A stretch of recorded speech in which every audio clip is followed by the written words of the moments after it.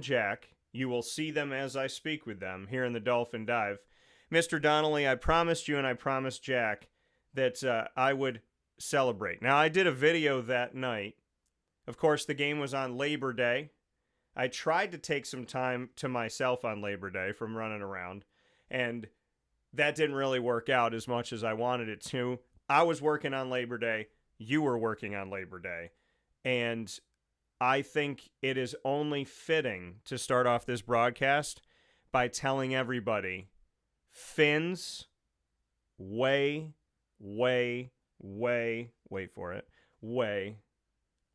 up. Let's go, Dolphins. What's up, Mr. Donnelly? How we doing? The Fins frenzy, whatever we want to call it. My article was Fantastic Win.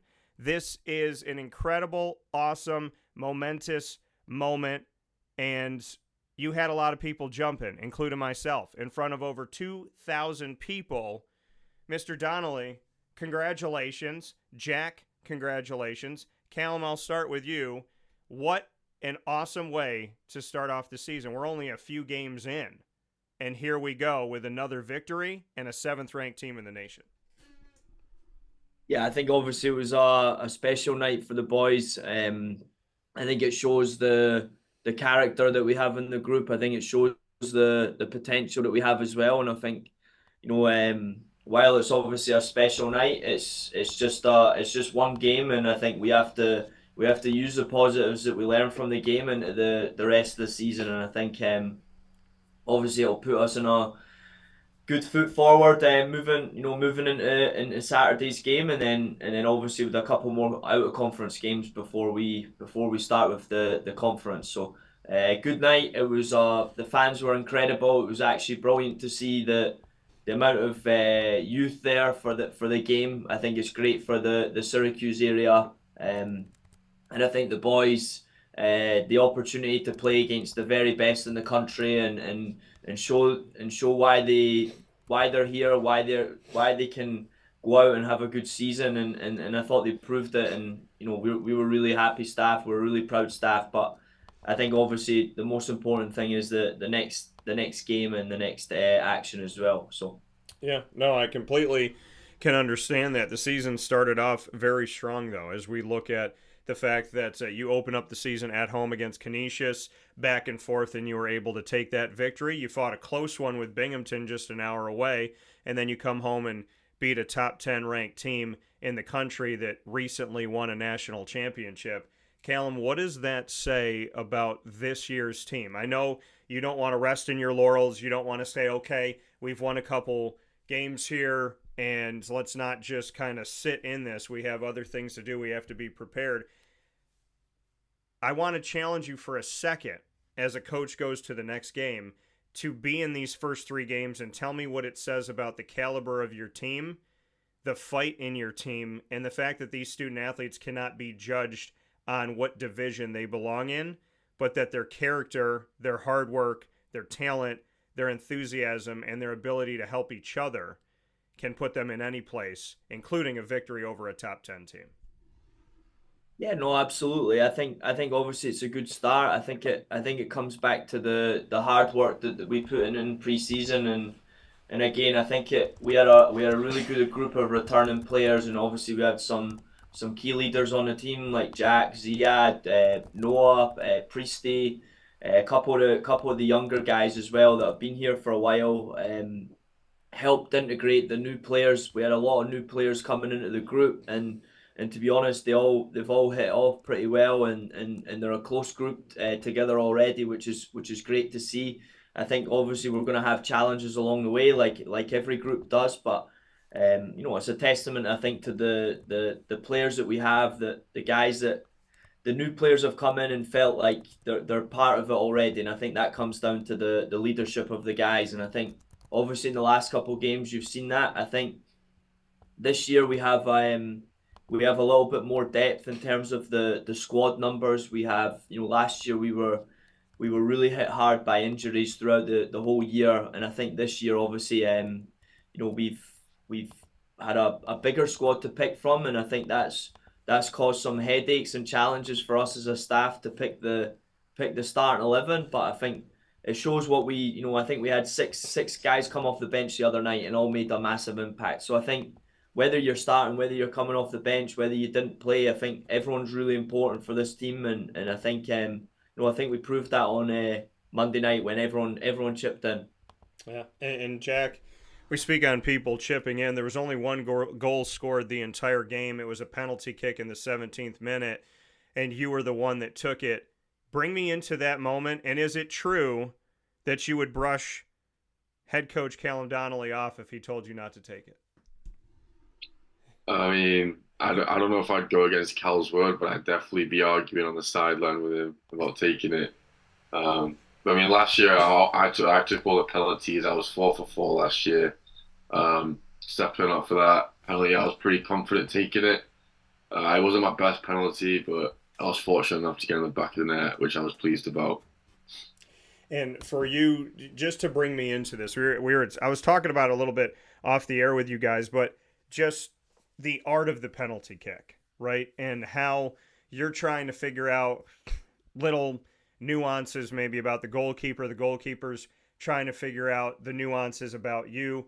Bring me into the art of the dance of taking a penalty kick, because you've been so successful at them. I don't want you to give away all your secrets, because Lord knows I want you to keep making them. But bring me into that moment when it's just you and the goalkeeper and the net, and just how you go through the process when it's a high octane situation where that goal could be the only goal, and in this case it was. Yeah, no, I mean, for me, it's important, just make it a 1v1. It's me and the keeper. You got to block the crowd out, the other players. You just got to make it a situation where it's you against the keeper.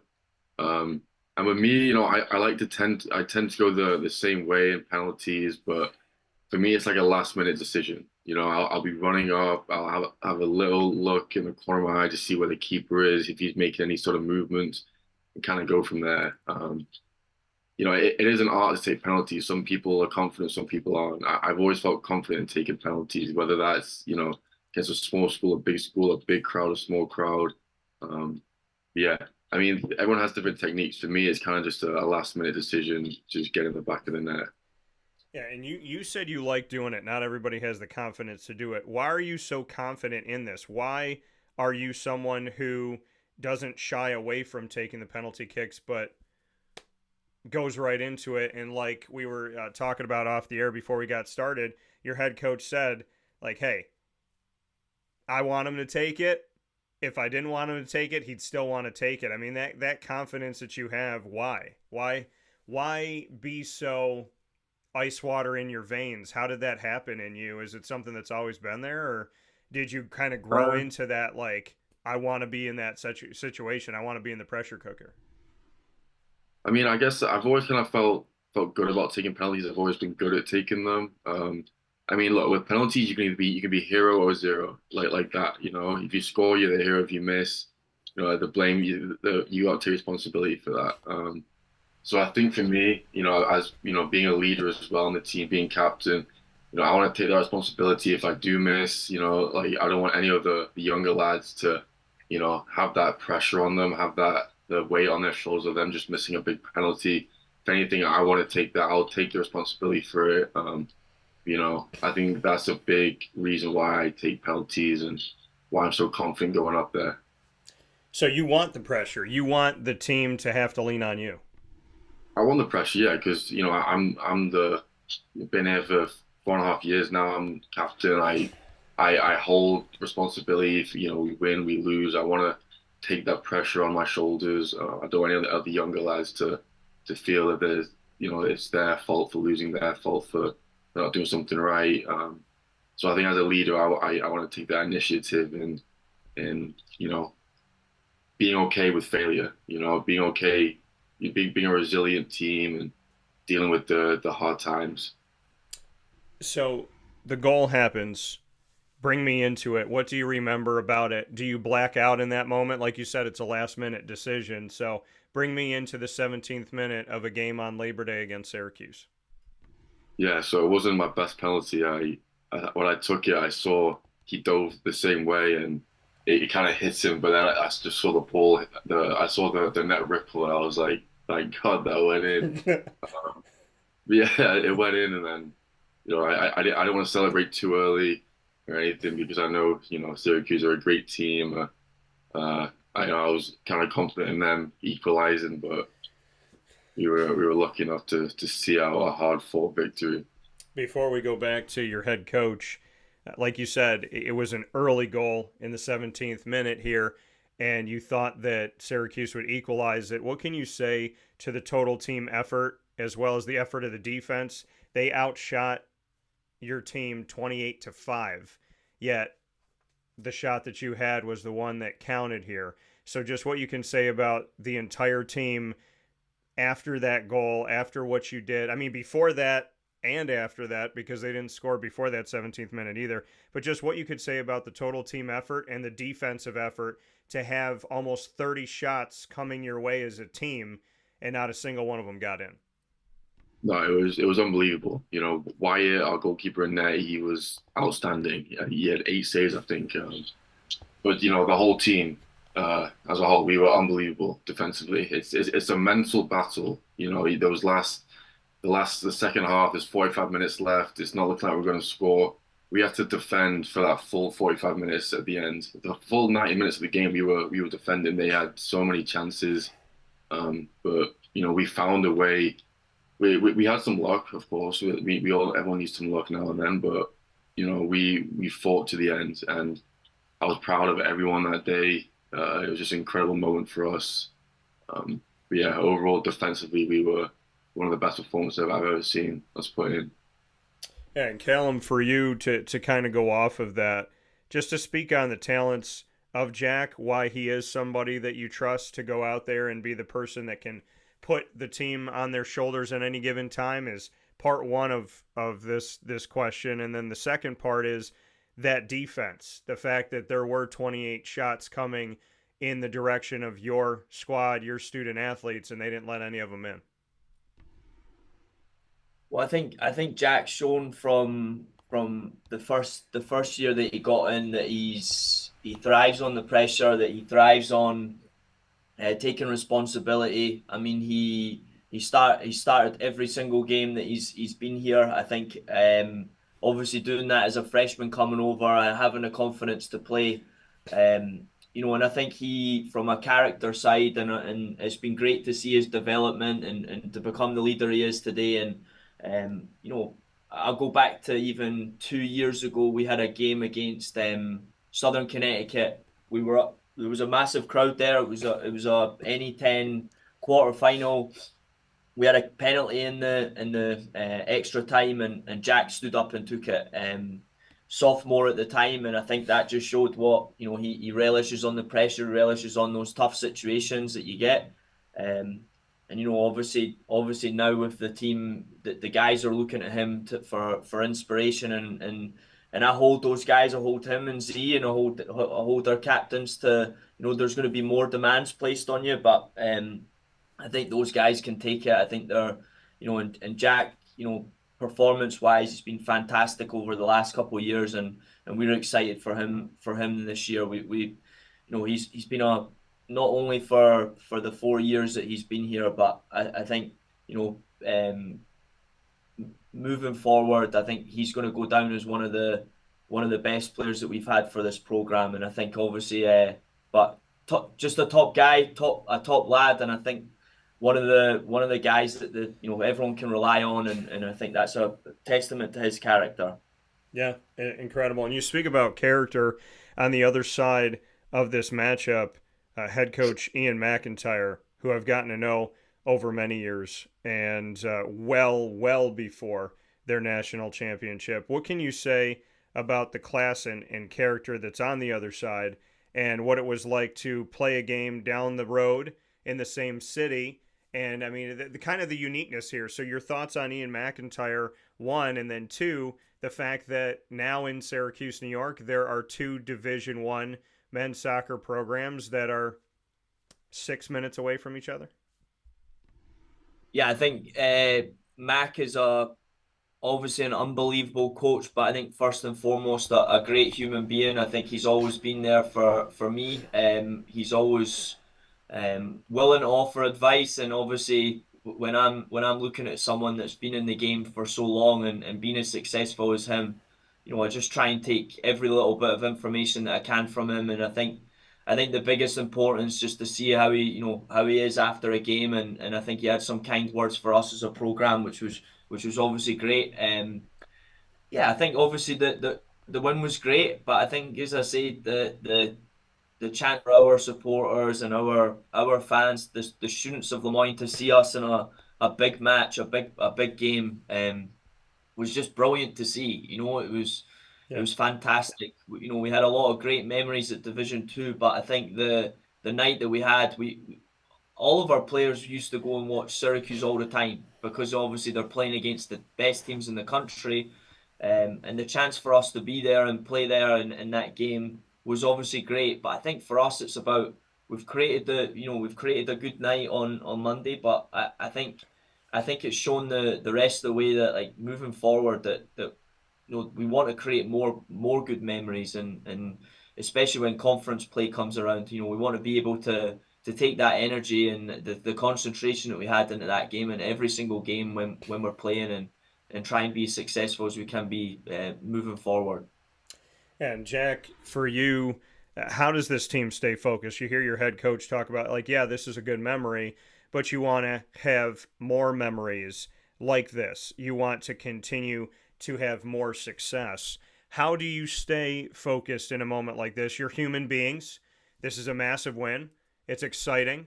Might have felt like a playoff win, and now you have to move forward from here. So how does this team stay focused and not kind of rest in that moment, celebrate the moment, enjoy the moment, but not kind of get stuck in it knowing that the next match is up and this is the beginning of the 2024 season. There's a lot of work to be done.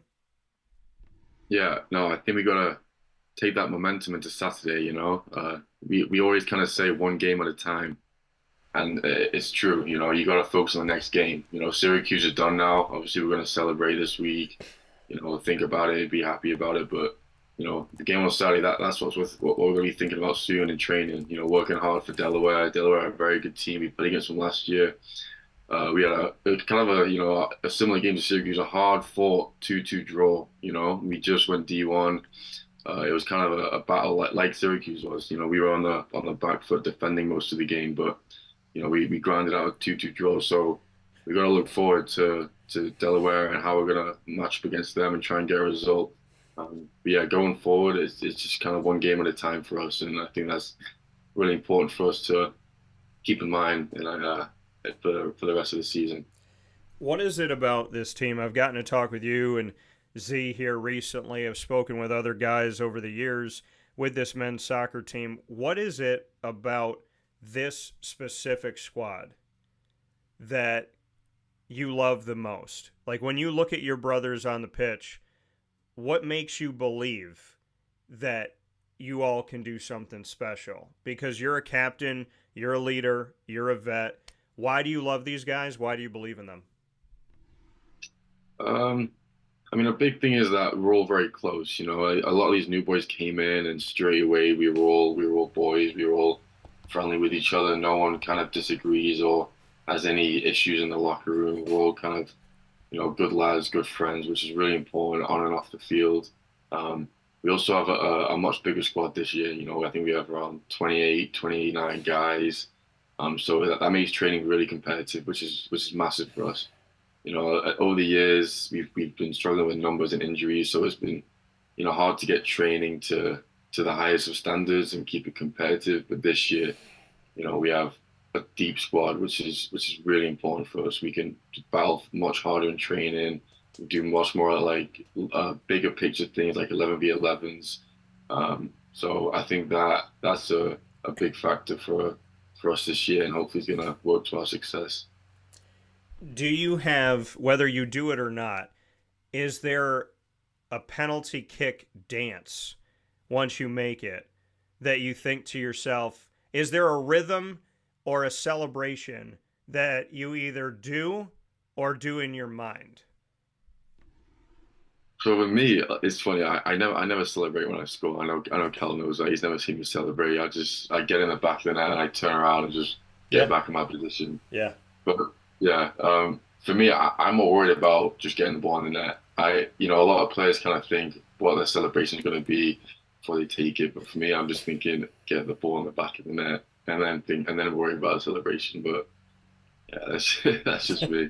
Yeah, just I wanted to know if you had something in your head that you did. Callum, for you, if you were taking a penalty kick right now in this moment on this team, is there a dance move that you would go to?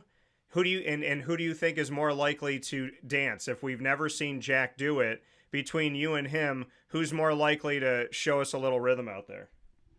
Me, 100%. Dude, Absolutely no question about that, Dan. Yeah, I don't know. I'd enjoy a celebration. I probably wouldn't dance as a celebration, but I've always liked to, don't know, pull off something when I was playing as well. But yeah, I'd definitely be the better dancer between me and Jack. There's no question about that. and before I let you guys go, we know that, like I was saying earlier, this win over Syracuse early on in the season in non-conference play for the Dolphins, it didn't come without adversity before. In a close match with Binghamton, that loss and coming back home, not letting a loss beat you twice, and just how your team bounced back. Callum, it doesn't seem like your guys cared who was ranked where. It doesn't seem like you guys cared that, this is a reclassification transitionary period, and they definitely didn't let a loss get them again. So this Syracuse win is great, but I want to go a little bit deeper into what happened beforehand. Just this team's ability to let a loss be a loss, get over it, and move forward, because there was not momentum going into this game, and they created it. And I think that that's something to spotlight. Yeah, I think we took the positives out of the Binghamton game. I didn't think it was our best game, if I'm honest. Like from an attacking standpoint, I thought we were, a little bit slack on the ball. But we worked on it through training in a week, and I think we try and learn from the defeats. We don't get worked up over if we're going to get. We know we're going to get beat. It's life. It's football. It's the sport that we play. We're going to have games where we maybe play well and we don't win a game. We may not play well and not win. We may not play well and then get a win. It's just so many different scenarios, and we just have to learn from each game at a time, as Jack said. So the Binghamton game was done. We learned from it, and then obviously all the focus, the preparation was to go into the Syracuse game, and I thought the boys executed the game plan really well. We had a change of shape, so always with that, there's a bit more. You have to be a little bit more concentrated in training with the different types of movements and whatnot. And I thought the boys done that really well. And they obviously, tactics aside, I think the mentality and the focus of the group was what got them through the game. Jack, before we close with you, Callum, I want to stay with you here for a second. Why should people come out and see the Dolphins? The crowd was electric. It was the sixth largest crowd at SU Soccer Stadium since it opened in 1996. Why should people come out and see this team, support this team? What is it about the story that the LeMoyne Dolphins men's soccer team is writing that you feel like people should not read in an afterthought situation, but to actually be a part of? Yeah, I think the biggest thing is that we've always been here. We've always, regardless of where we've been, Division 2 to Division 1. I think the values and the culture has kind of been passed down through generations of this program about passion, for hard work, for being there for each other, and that's not changed just because we went Division 1. And I think what we're trying to build here moving forward is just a competitive team at this level, and to try and have a team that resonates with the school itself, and I think we've done that over the generations that this program's been around, a lot longer than me. And again, we just try and continue that. So I think it's about having people come out and watch a team that works really hard for each other, that respects everyone on the pitch and off it. And yeah, I think hopefully we can create a little bit more nights or days like Monday night, which was a good win. But as I said, it's just one win, and I think we have to focus moving forward on a Saturday. Yeah, Jack, we're going to close with you here. Your focus with this team, with this squad, just what you can say. I know you said you got a deeper team now. You can do a lot of things in practice, like 11v11 and whatnot. When you look at this team as a leader, what would you like to say to your teammates? What's the message that you would like to share from captain to crew, so to speak? I mean, I guess just to live in the moment, like against Syracuse, that was a miracle, I guess, as the commentator said at the end. But don't take this for granted, College sports is amazing, and moving forward, you're gonna have times like this again. You're gonna have low points in your career, but at the end of the day, it's just keeping your head and staying level headed. I think make the most of these games, because each game counts. It doesn't matter who we're playing, each game matters, and it's a chance for these boys to prove to not to just to themselves, but to coach and their families that they deserve to be playing here. This is a great opportunity for them. So yeah, I think that's a good message for them. On my closing note, Jack, I hope you keep taking the penalty kicks. Coach, I hope we get to see a little wiggle in your step with one of these games coming up here when something good happens. But thank you, Jack, and thank you, Callum, for your time. I know you guys have been working very hard in the off season. I know you've been working hard in general, regardless of division. And I appreciate you for proving me right that the Dolphins had every reason to move forward into Division One, and that you guys count yourself into every story, which I think is fantastic. I can't say enough. I'm just really happy to be around you guys and be able to celebrate this moment with you. I thank you for letting me do it, and I look forward to coming out. Callum, I know that you and I will see a lot of each other. Jack, same. And say what's up to the rest of the team for me, but I'll see you all soon.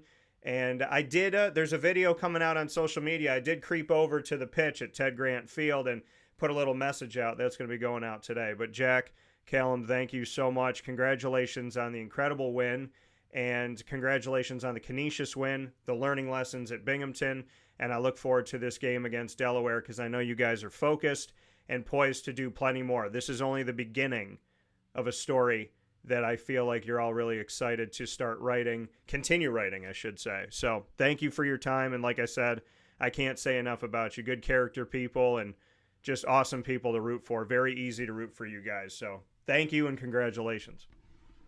Thank you, Dan. Thank you, Don. Thank you. Take care. Have a great day. We'll talk soon. Yeah, bye. Take care. Bye.